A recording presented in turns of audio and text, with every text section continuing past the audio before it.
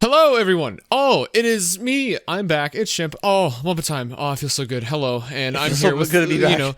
It's so good to be back, and there's so much to talk about. I think maybe, and then I'm here with, with, with, with me. Yeah, there you go. I was like, did you forget, buddy? I thought you were gonna introduce me by name. No. I thought you were gonna be like, okay, yeah, you. Okay. Anyways, me. How's it going? It's okay. We're getting back into WumpaTime. We're working back up. So yeah, it's funny that you say that whether or not if there's news or not, because honestly, it's a bit of a mixed bag. We missed some of the real hot, juicy stuff, which we are going to be talking about later in the show. Oh yeah, because a lot of you wanted us to talk about it. Yeah. Spoiler alert. I will give you a hint. It starts with cyber and ends with bug. So, but why don't you start us off with a crossover that I'm confused about? Bro, you like SpongeBob? Are you ready? Bro, you like sports ball?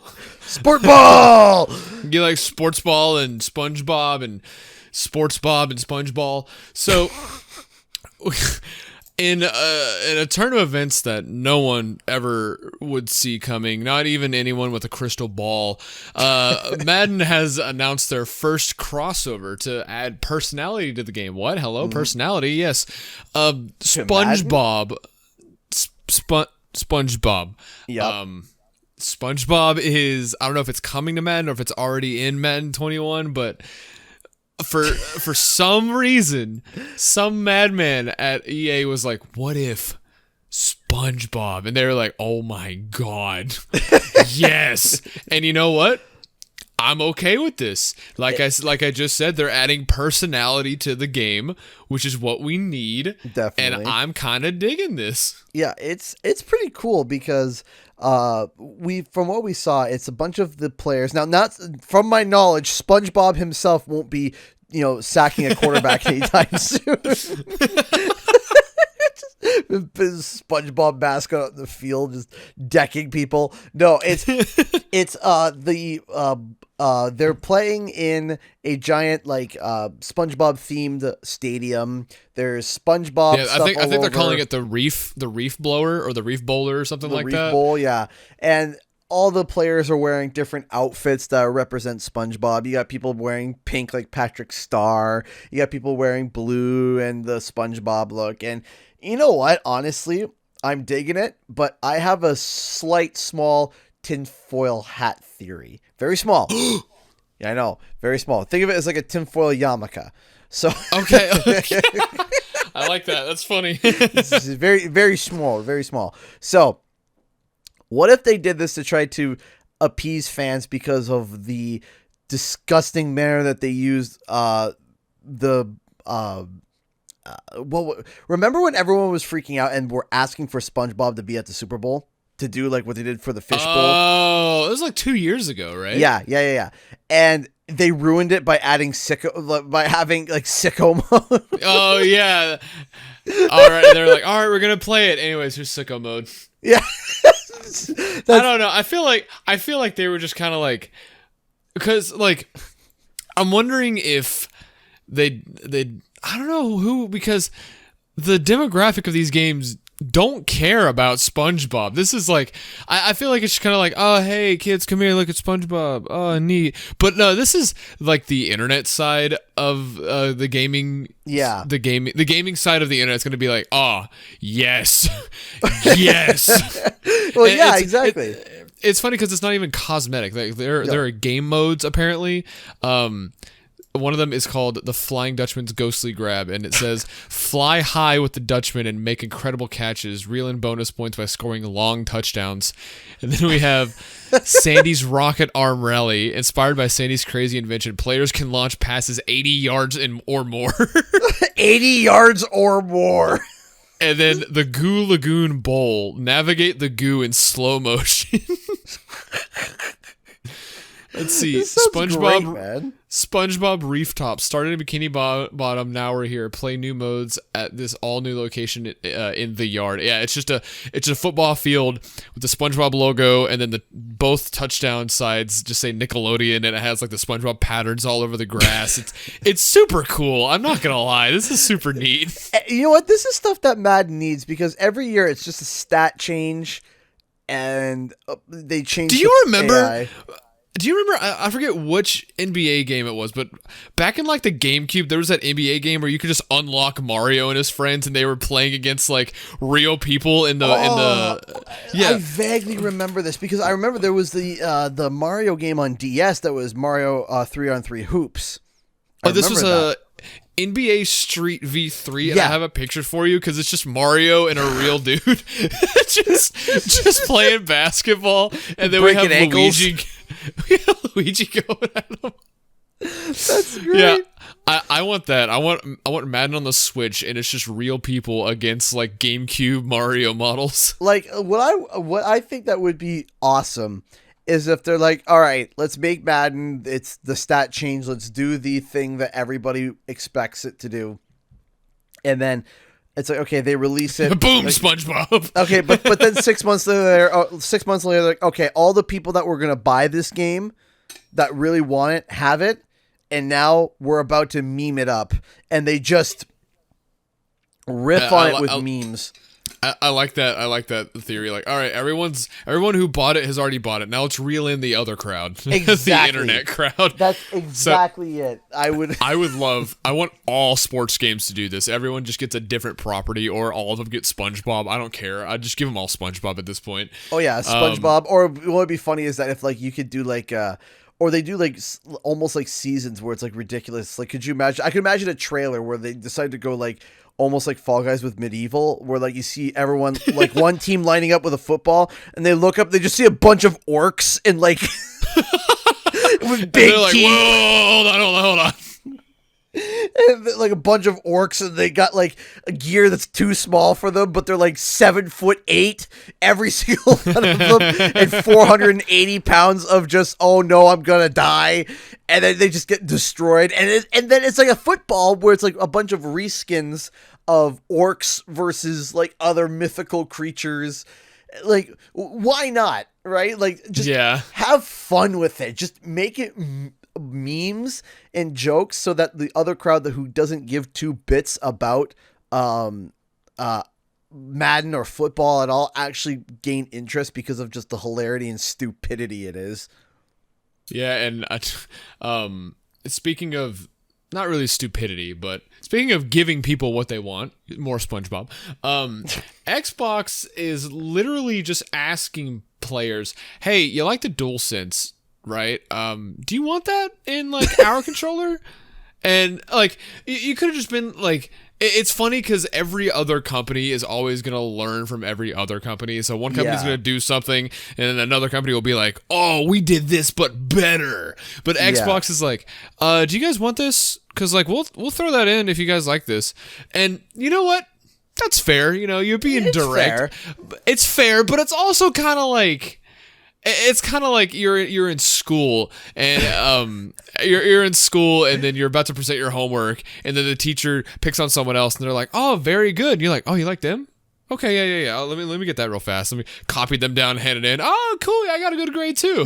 And it's fair because one of the big features of the PS5 controller was the adaptive triggers, and I didn't know this, but Xbox One did that already, and barely any games did anything with it, but it wasn't as advanced as PS5, but it was still there. I vaguely remember that it is adaptive triggers, but it wasn't like, because there were some games that did use it, and I did notice it, but it was very like minor. It was more like they rumble. Oh, that's cool. Yeah, it was like, because, oh, that's cool, and that was it. When we repair them at work, I always get thrown off because when we take it apart, we move the triggers. There's little rumble motors in them. I'm like, why? And then I realize, oh, they're adaptive. But, you know, the technology in the PS5 is a little more advanced. So, I mean, Xbox's new console, it just launched with the same controller, but with a better D-pad and a share button. You know, you improve it a little bit, and it's like, oh, cool, neat. but where's the rest of it? And they're like, well, what do you want? We'll slap something together real fast if you need it. So they may get the haptic feedback. They may get more into the adaptive triggers. The X-Sense. The X-Sense. Okay, yeah. And that's it. I feel a little bit like, in my opinion, just to kind of throw my 2 cents in there, I feel that though it's good that they're being direct, it's a little ham-fisted. Where just to be like, what do you guys want? Yeah, it's a little bit, because the thing is that if you would have asked me before the PlayStation 5 was announced what I wanted in a controller, I can tell you what I wouldn't have said. I wouldn't have said adaptive triggers. I wouldn't have said haptic feedback. I wouldn't have. And the thing is that the key to products, and this is the big thing about products, is that you want something that everybody wants, but then not just something that everybody wants, but something that everybody wants that they didn't know what they wanted. And that is the trick of, oh, the controller does this. And you're like, okay, that's cool. And the controller does that. You're like, oh, wow, that's really cool. I really like that. And then, but the controller also does this. And you're like, what? Yeah. That's an option? That's a thing?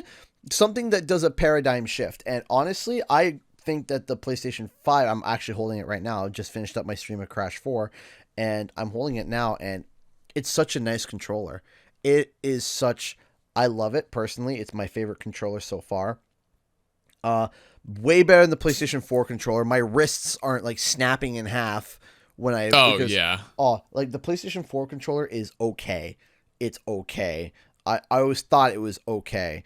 But the PlayStation 4 controller, or 5, it's thicker, it's heavier, it's more stable. Like with my PlayStation 4 controller, if I squeeze the handles, I can feel like the plastic like crunching, and I don't like that.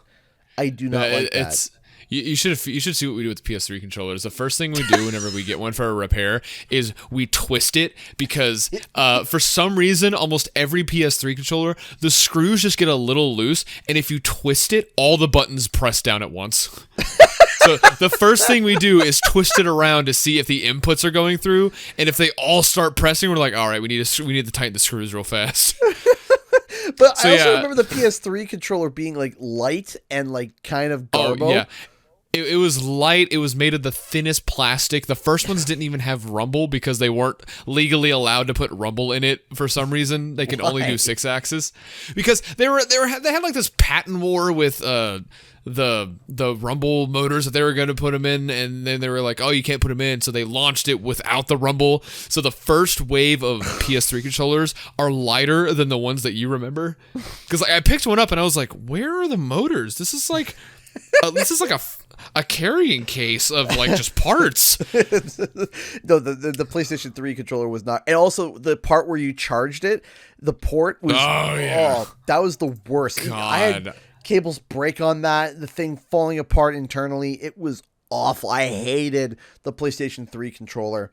Even though it looked identical to the PlayStation 2 controller, but it wasn't. I still stand and say it wasn't identical. Yeah.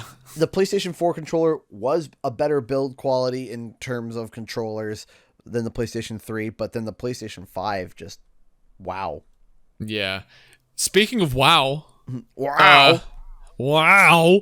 This kind of happened out of nowhere. Okay, let me ask you. Did you hear about Minecraft Earth at all? I heard about it. I feel like I heard about it in like a conference, like that, like an E3 conference or something once, and then never heard of it again. So, because it's not the first time I haven't heard about this, but I didn't even, it's just like going back into my memories and finding it, I guess. That's kind of what it feels like.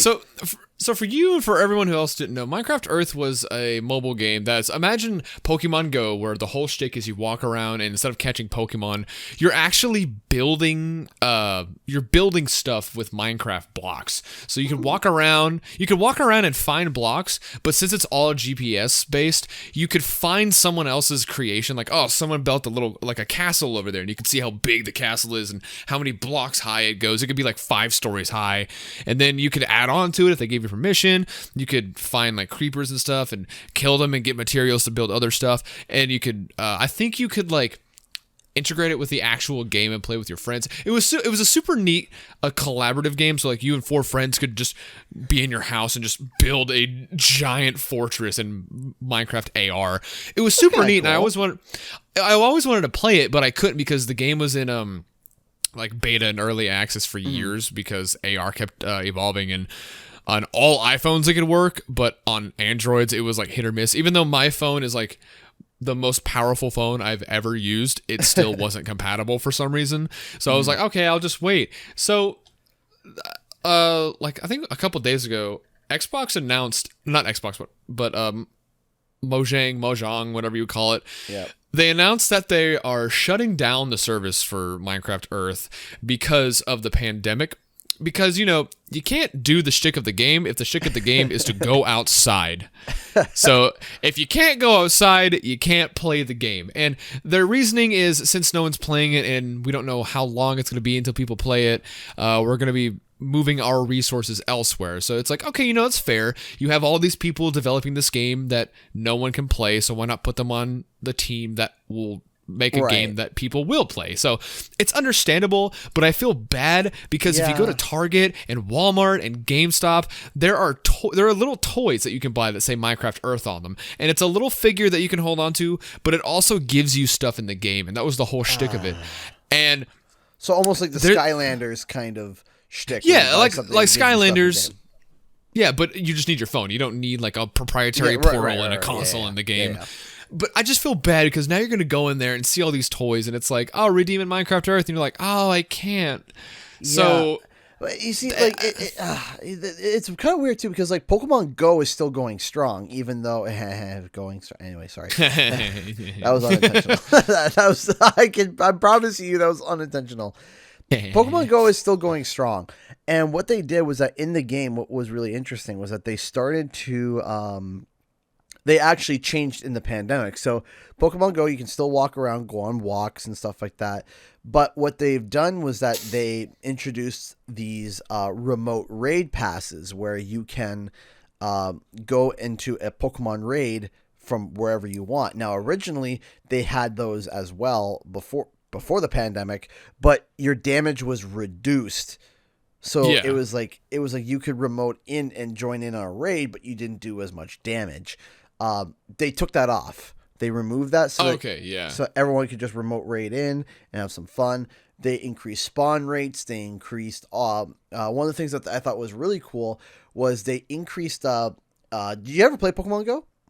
Yeah, I played it religiously for a while, and I still load it up every now and then when I'm bored. I'm like, all right, I caught 4 Pokemon, now time to move on. Yeah, you know, like when you're standing there and you got that big AOE range that's going out, like a detection of where the Pokemon are and where. So I'm almost thinking they doubled the range, or maybe even tripled, so that people can stay away from each other and social distance while still getting Pokestops and stuff like that.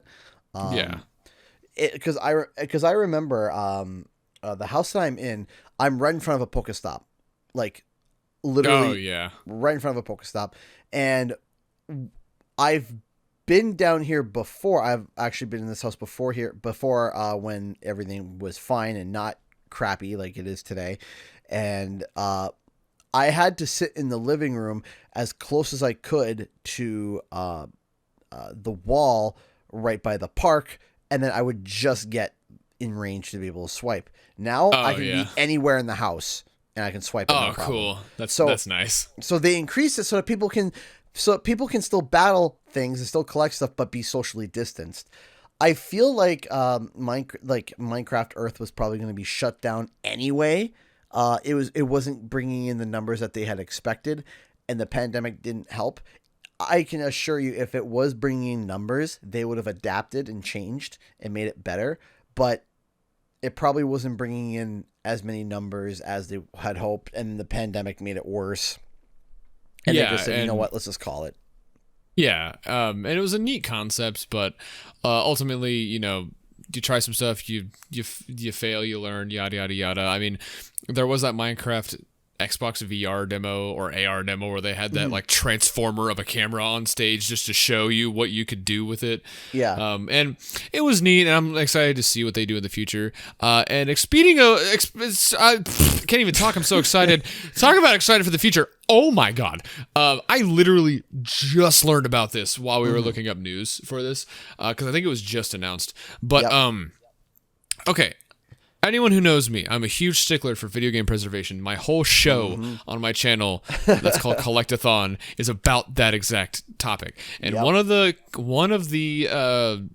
examples that I always bring up is that Scott Pilgrim vs. the World was an amazing game on the 360 and PS3 that was delisted because of licenses expiring and stuff, and they couldn't re-release it, and they only released it digitally on the console, so you couldn't even get a PC copy of it. And that's one of the downsides of digital media. You don't own the game, you're just renting it. And Ubisoft announced last year that the game was coming back in a complete edition, but it was digital. It was like, oh, cool, it's going to meet the same fate. So Limited Run Games just out of the blue announces a physical copy of the game for Switch and PS4. And like it's just like $35, and it's not just that. We have 3 editions. We have the base edition, the classic edition, and then the KO edition. I'm only going to cover the KO edition, which is the collector's, because it has everything. But dude, you get so much stuff. Like this is ridiculous. Like I sent you the picture. The whole picture is just full. And now in terms of collector's editions, I know you have the Days Gone one. Are there any other ones that you have? Oh man, I have quite a few collector's editions. I got the Assassin's Creed Valhalla edition. I forgot about that. Yeah, I got that one. Comes with a really nice statue. I've always liked the Assassin's Creed stuff, but whenever there's a collector's edition, I'm about 50-50 on it, because same. I like my collector's editions with value. And actually, I'm going to be adding something to the main news that you do know about, which we'll talk about after this. When we talk, and it ties into collector's editions and stuff like that. But okay. But yeah, no, I enjoy collector's editions. I think they're cool. I do sometimes feel like I waste a little bit of money if I feel like I open it up and I don't feel like I get what I like. Yeah. I get that sometimes, and I hate feeling that. I hate cracking open a collector's edition, looking at it and seeing all the things, seeing the quality of said things, and going, and it feels bad, man. Like how people felt with the Marvel vs. Capcom Infinite Collector's Edition, where they got like the eggs instead of the Infinity Stones. They just got like Easter eggs. Yeah. It's just like, that's rough. And then another one that I bought that I definitely felt spurned for was the Halo 5 Collector's Edition. Yeah. I got that. I bought into that. I was one of the sorry schleps that did it, and poor thing. I know. I tried to get the Reach Collector's Edition. I couldn't get it anywhere. I could not get the Halo Reach Collector's Edition, and I thought, you know what? No, I'm going to make sure I get the Collector's Edition this time. I missed the Reach Edition. It was one of the best Collector's Editions I've ever seen, and I never was able to get it, so I'm going to get this one, and I got it, and I hated it. It was awful. I finally got it. I cannot wait to throw it away. No, actually, I did. I actually gave it away to my sister for my, nephew, and then my nephew was like, "What?" After a few years, like, "What do I do with it?" And I said, "Buddy, just toss it. Just toss it, dude. Just throw it away." But the stuff that comes with this, like, I'd say this is a really good value. So let me go over what it is so everyone knows. First off, the collector's case opens up, and it's just a stage.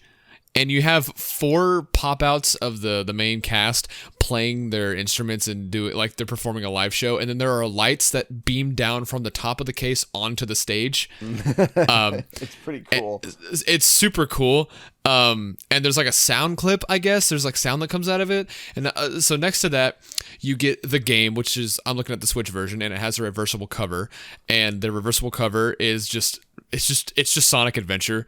Like it's Scott Pilgrim in the Sonic Adventure what is it? Sonic Adventure cover art pose where he has like the fingers out, and then the logo is just Sonic Adventure, like just straight up Sonic Adventure. Yeah, and then they have like the geometry in the background that Sonic games have been known for, like Sonic Mania and stuff. It's super neat. It's really cute. It's a nice nod. Yeah, and then you have a Sega Genesis style case that I think the game comes in, also with a reversible cover that's also Sonic Adventure themed. You get a guidebook that says Behind the Pixels, so I guess it's like a behind the scenes type of thing. Which is you cool. You get 2 show tickets and backstage passes. So it's like, oh, you're going to a just an actual live show. You get a sticker sheet that's pretty expansive. You get the CD soundtrack and a cassette tape soundtrack that both come with cases, which is super neat. And then you got a pair of drumsticks, and on the drumsticks are animation frames of the characters. Oh, that's so it's cool. It's just super cool. It's so neat. So you have like the animation of Scott pulling out his guitar and doing it, but it's like it's etched into the drumsticks along it. And then you get 2 guitar picks. You get a giant overworld map poster. You get an enamel pen of Scott, like in like Zelda 8-bit form, and then you get the 7 Evil X's trading card set. That's a lot of stuff. Man, like, I don't even... Okay, so, announcement here. I never played Scott Pilgrim versus the World. I don't doubt it, because no one could for, like, what, 10 years? I never did. And I enjoyed the movie, but... And I always saw the trailer for the game. I always thought it was okay.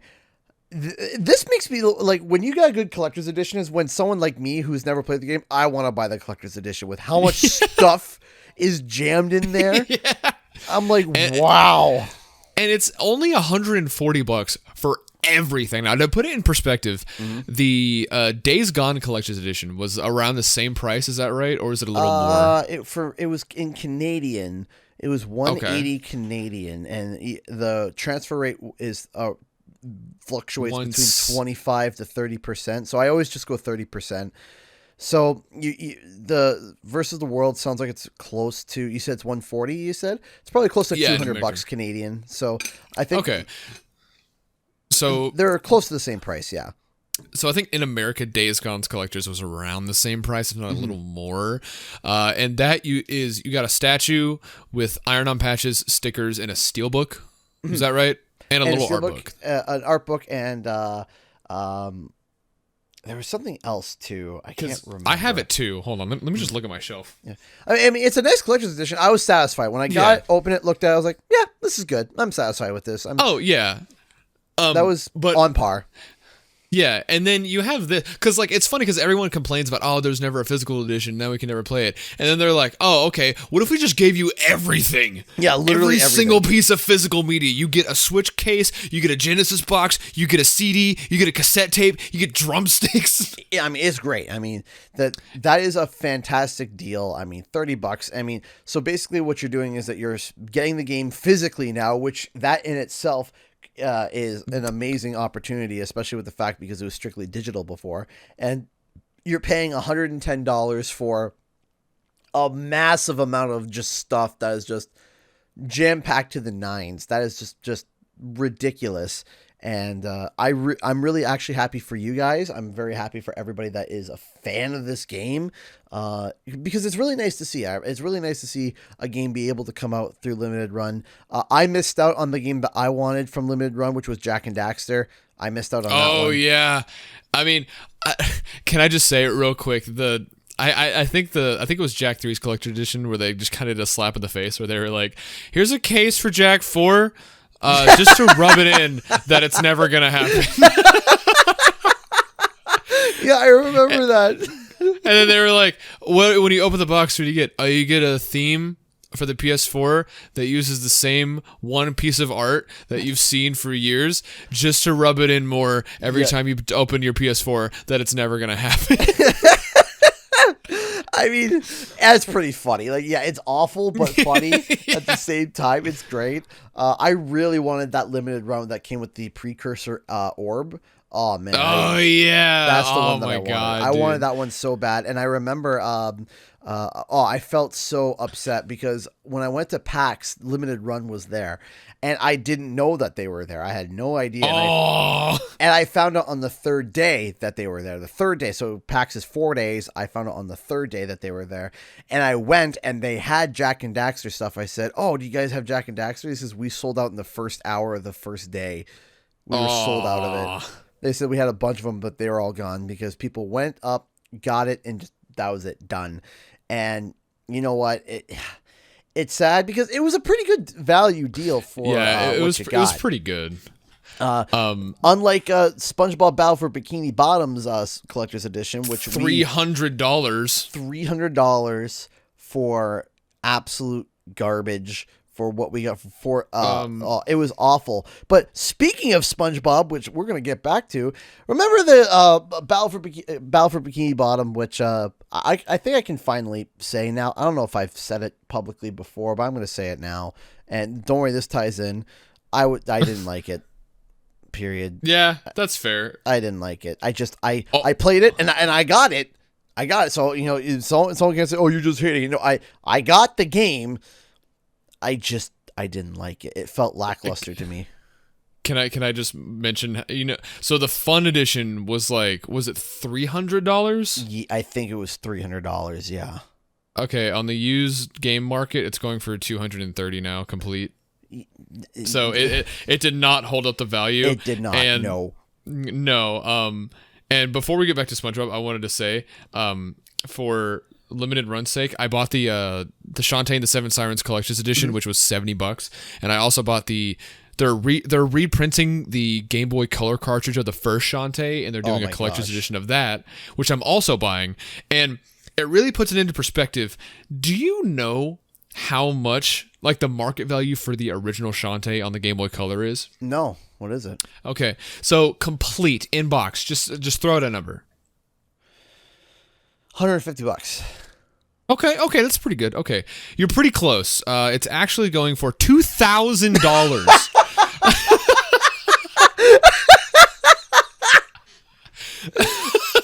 Ow! My pride. Yeah. Okay. How about this? How much is it going for loose? Just the cartridge by itself. $500. Close. 600. Okay. When you said close, it's like, oh no, not again, Chef, please. I'm trying here, man. Yeah. So $2,000 for a complete in-box copy. If you have that game with the box, you can buy a car. I just wanted to bring that up. I just wanted to bring up. They're reprinting the game on Game Boy Color, which is super cool. There's a collector's edition, and I bought that. And it's cool, but it's not $2,000 cool. you know what I'm saying? That's no. All right, so go on with SpongeBob. So back to SpongeBob. So, like I said, wasn't a fan of Battle for Bikini Bottom. Didn't like it.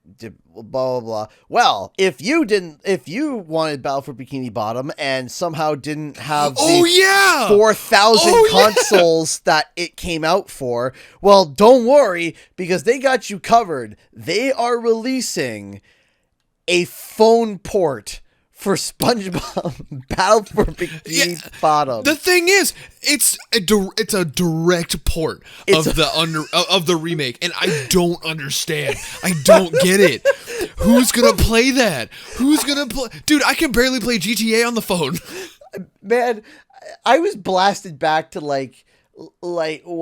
mid 2000, early 2010, where there was that weird time on mobile gaming where they started releasing mobile phone ports that were absolutely just trash. Yeah, like Resident Evil, Dead Rising, even the Grand Theft Auto. Dude, I remember all of that. Yeah, and they were awful. They were terrible. They were awful. And when they said and I think they announced it's coming out for $9 or something like that.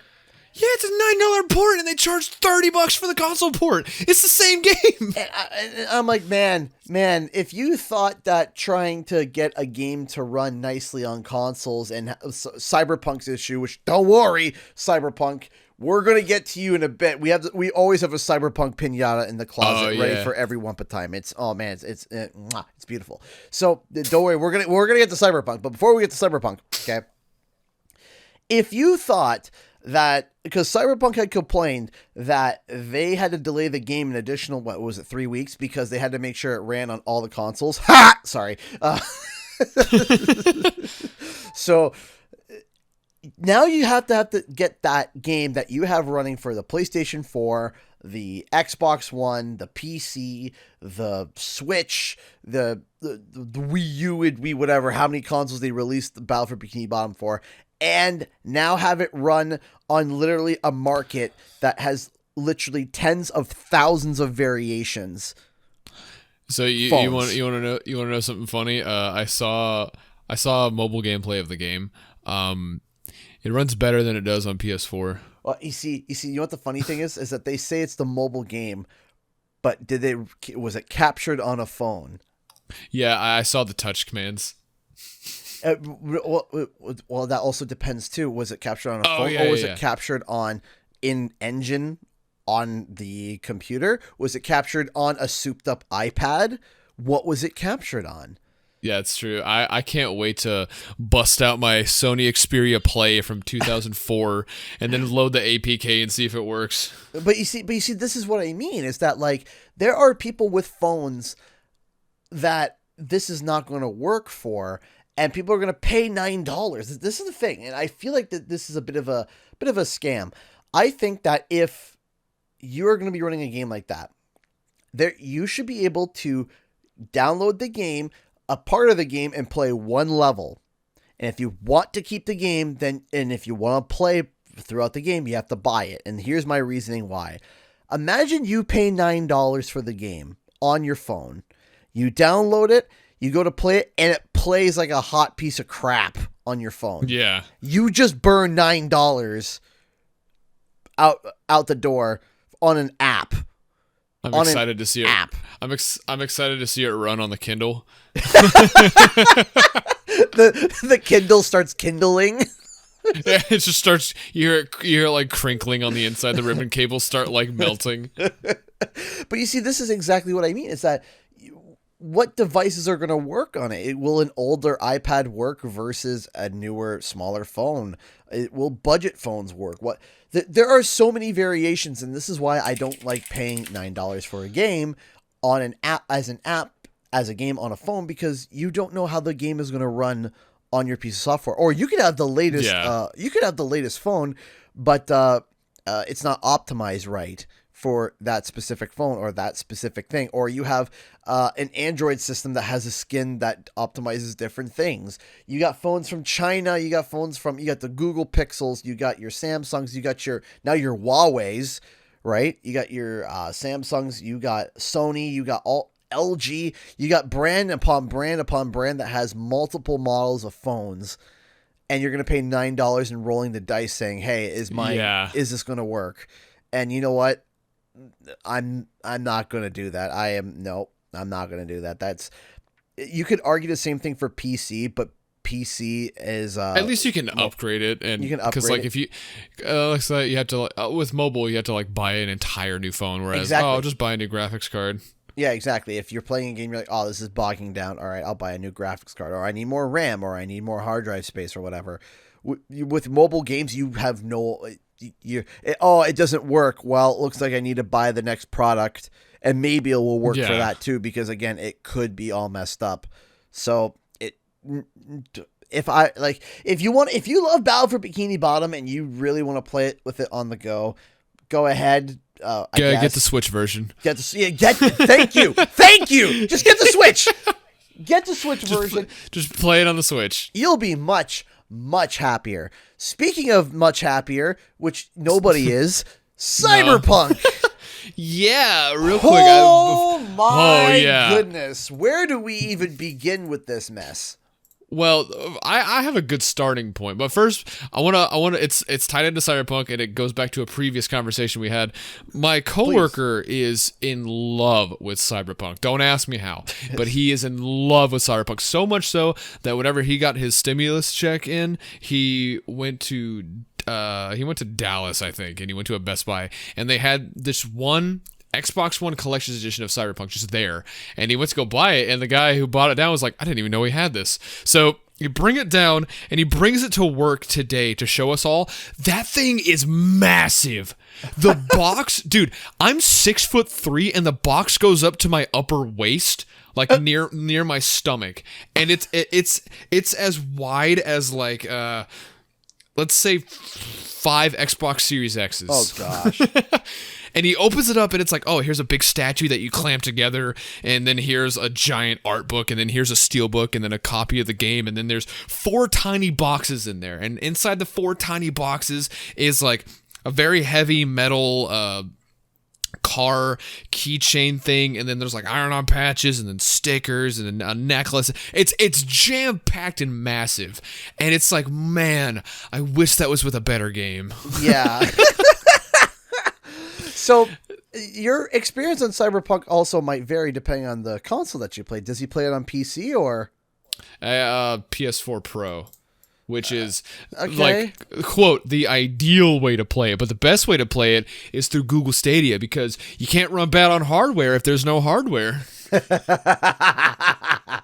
Yeah, so let's go down the checklist of stuff that's happened since we've been on hiatus? Been on holiday. Holiday hiatus? Yeah.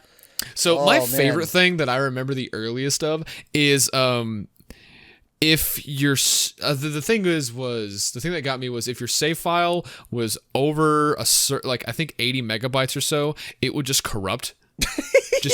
just because. And I saw a video that like dove into the technical explanation for it, and the reason why is because every item in the game has like a code, like an ID. Like this gun is 01, this gun is B1, this gun is C1. So whenever you're crafting guns in the game, you're assigning the item to that. So whenever you save the game, and then for some reason, whenever you load the game, for some reason, it doubles the value of every item you have in your inventory every time you load it. So if you have 5 guns and they each have their own ID, and then you load the game, you still have those 5 guns, but now they have double the ID. And if you load it 15 times, they have 15 times the ID numbers that they originally had. So every time you save, your file size is going up. And it got to the point to where the game was just like, and then crashed, and then it corrupts your save file. Just because, because that's just something you have to fear now. Not only is the game like broken and glitchy, but it's like if I play it, the game just might delete everything because it feels like it. Eat and delete. And now here's the thing. Here's the thing too, is that they did release a patch for it. I remember they did say they released a patch for it. However, they said if you have lost your data, there's nothing we can do about it. Yeah, they said oopsie whoopsies, oopsie doopsies. You lost everything. Let me tell you one of my favorite things, and it was the sass that came from the investors call meeting. Oh my gosh. Oh, yes, Reading through that investors call meeting was one of the most funniest, entertaining things I have ever read from an investors meeting. I've sat through every single Activision investors meeting, and they are boring. They are absolutely boring. It's, hey, we made money. Good job. How's COD? Good. All right, cool. It's 45 minutes of that. We're sitting down, and I'm sitting there. I'm like, please mention Crash Bandicoot. Mention Spyro the Dragon. Can someone ask about a title that's not Call of Duty? Why does every investor have to talk about Call of Duty? Every single one. It's like, come on, please. Can we please talk about Crash or Spyro? There are more things than shooty, bang, bang, please. So reading through CD Projekt Reds and their investors and the questions that the investors were asking was absolutely hysterical. And my favorite question was when it came from this investor. He goes, so I have a question. I own an Xbox One. My question is, when can I play the game? And they were like, you can play it right now. They're released on every console right now. And they were like, no, it didn't. He said, they're like, well, yeah, I mean, you can play it on the Xbox One. He goes, I can't play the game. He goes, the frame rates are awful. He goes, I can't play it. I physically can't play it. And he's like, so how is this? He goes, you were telling us that the game was ready, and it's not ready. And it looks awful. It looks awful. Like, and watching the Digital Foundry videos was the eye-opening experience for me. Seeing how garbage the LOD bugs were, seeing how, oh god, dude, it was awful. So listen, I'm gonna give you guys all a favor. If you really, really, really, really want to play Cyberpunk, A, play it on PC, or B, Mm-hmm. play it on your Series X or PlayStation 5. Do not play it on your Xbox One or your PlayStation 4. Don't do it, period. It will, no, just don't. And especially if you have an Xbox One, not even a One X, no, please. No, don't even do on it. PS5, like, even on PS5, it's like, I've seen the average, like, oh, I played through Cyberpunk on my PS5, and the average crash rate was like 16. And it's like, that's still too much. Yeah, oh, that's way too much. Crash, for Crash Bandicoot, I've had that game crash on me in grand total, and I've played a lot of Crash Bandicoot over 200 hours, 2 times. Twice. Sick. That's it? That's it. And it's funny because people come in and they're like, oh, how's whenever they come to buy Cyberpunk, I'll say, okay, what console are you playing it on? They're like, oh, my PS4. Which one? I think it's the first one. And I say, okay, well, right now, it's kind of unplayable. And they're like, oh, okay. And they put it back. And about those the same investors who were getting sassy are suing CD Projekt Red because they're like, CD Projekt, the entire game, I would say, was funded by investors because they promised all this stuff and they're like, okay, this looks cool, and then they funded the ever-living heck out of Cyberpunk, and then they promise all this stuff. The game comes out, it's not at all what they said it was, and they were like, okay, well, since you duped us and you made us look bad, we're gonna sue you. So you literally cannot catch a break. And besides getting sued, I don't know if you heard about this, but there was buzz going around that Sony was actually going to take away CD Projekt Red's PS or PlayStation development kit because they considered that a breach of contract because they submitted a game that they said was finished, and it made them look so bad that they had to delist it from the PlayStation Store, which, by the way, it's still delisted. It's still delisted now. It's still gone. For those of you who don't know, the big drama that happened with Sony and Microsoft really is that CD Projekt Red was like, hey, sorry, oopsie doopsie, we didn't mean to, ooh. If you want a refund, you can go get a refund. And everyone was like, okay, cool. But that was I could not think of a more wrong statement to say. They just said, go get a refund. And, us as the customer would think, oh, I guess they worked out a deal with Sony and Microsoft because Sony and Microsoft have rules like Steam does. Steam's rules is like if you buy a game and you play it less than 2 hours and you do this within 2 weeks, you can get a refund. Sony and Microsoft have rules similar. But with Cyberpunk, there are no special grants to Cyberpunk. It still falls within those rules because CD Projekt Red didn't do anything to like, hey, Sony, our game kind of sucks. Can you like work out a deal? They just said, oh, go bug them for a refund. And if you can't get one, oopsie, oh well, you can't do it. So it got so bad that Microsoft and Sony both were like, you know what? If you want it, here's a refund. Just stop bugging us. Oh yeah, no. What was funny is that, like I said, that this was one of the worst things that CD Projekt Red could do, where they turned around, like you said, and said, hey, go bug PlayStation and Microsoft for a refund. And Microsoft and PlayStation are like, wait, what? Nani? What are you talking about? Nani? Nani? Like, what are you talking about? So that's not how this works. You can't just turn around and say, oh yeah, go bug them, eh? They'll give you the refund for a twofer. No, you can't turn around and speak on behalf of a company and say, as another major company, Walmart can't go up and say, hey, you can return your stuff that you bought from us at a Target. Target's going to be like, no. Do you have the Target receipt? No, I bought it at Walmart. What? Yeah, exactly. Yeah, Walmart said this. No, you can't do that. You legally can't do that. You can't do that. That's bad. That's very bad.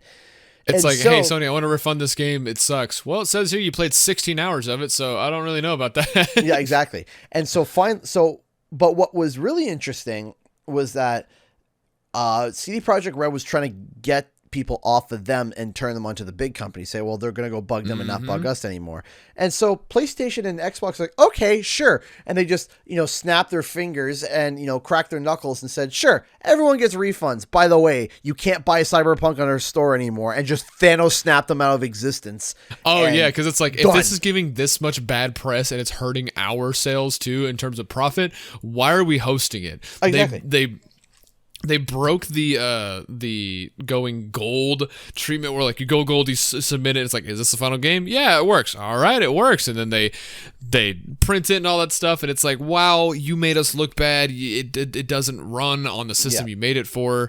This is a massive AAA game, and it shows because I don't know if you saw this, but the Steam player base just plummeted.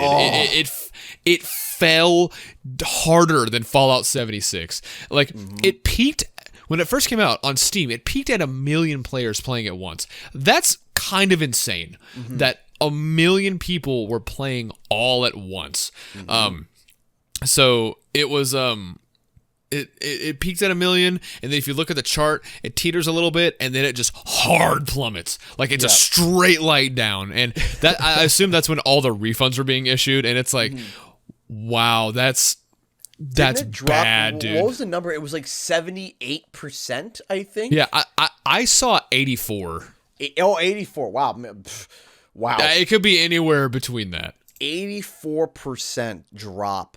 Like, that is absolutely off. Now, of course, games pitter off when we know that, and games pitter off, and games, it's like, okay, well, I beat the game, and I'm going to move on to other games now. And there are people that do that, obviously. Yeah, absolutely. That's no problem. So not every game is going to hit 1 million and then stay there on Steam. That's not how that works.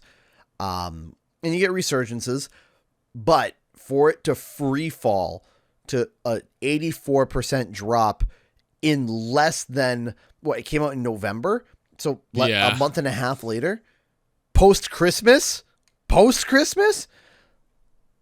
that's ridiculous. Yeah, that because everyone got it for Christmas, and they're like, oh.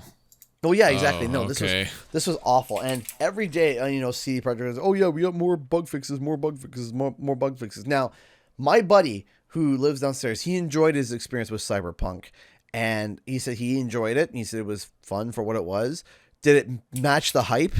No, not even close. Like, man, whoever is the marketing team, because I don't understand. I never understood can we just talk about this for a second, and then maybe we'll wrap up the show? Because where did this hype come from for Cyberpunk? Like, well, okay, so there's something I also want to mention is exactly that. So, as we know, Cyberpunk was announced 8 years ago, before the PS4 and Xbox One. Right. And they released this trailer, and it had this like woman, and it was showing off like how in the future your body is just replaced with technology. And one of the big highlights of the game that they showed throughout the years is that you could upgrade your body. And I think one of the they took out a bunch of stuff. One of them was wall running. And on one of the clips that they showed for, like, I want to say 5 years ago, your character was running on the wall with a gun, and it was a stealth mission, and then their arm just transformed into like a crab claw, and it latched on to the concrete wall, and they sat there and like scoped out the area, and I was like, that's cool. Why can't we do that in the game? They took all that stuff out. They took all the body morphing out. Right. So it's just, the only thing you upgrade is like, oh, now I can see farther, now I can run faster, now I can be less buggy. It's like, I want to turn my legs into like spider legs, and I want my arm to turn into a sword so I can hit people with it. That's cool. And then they were like, oh, we actually don't care. But still, though, like, okay, that's cool, but that's not something that's really necessarily like 100% original. Do you know what I mean? Like, yeah. Just like, was it based off the merit of that it was CD Projekt Red? Was that the only? Was that it? Was that literally the only like carryover of hype? It was from The Witcher 3. Well, the thing is, the Cyberpunk is actually. It's a property that's been around for a while, since like 1988 or 1998.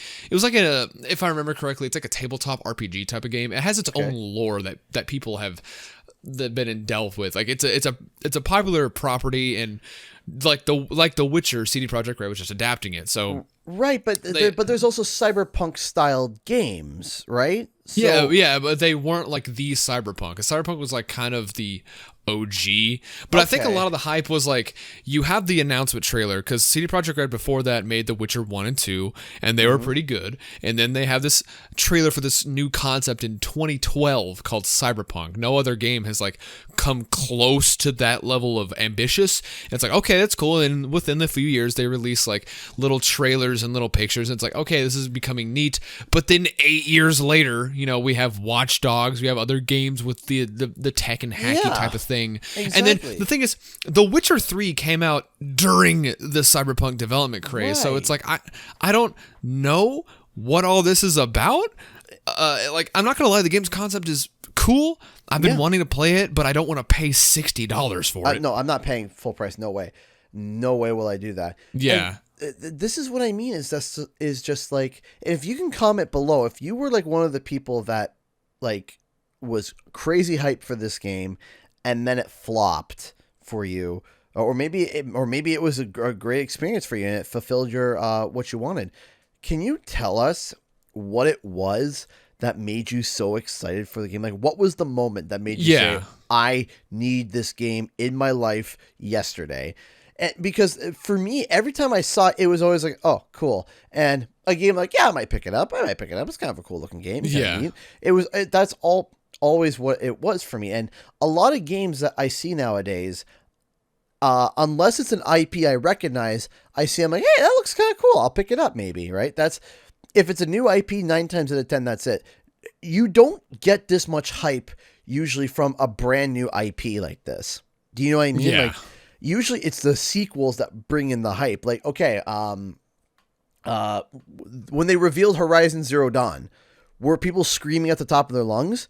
No, it was like, ooh, what's this? What's coming that's new? Let's see, right? And then even when they were showing up follow-ups, there would be cheers, but there wouldn't be like resounding applause. Now go look at the reveal for God of War 4.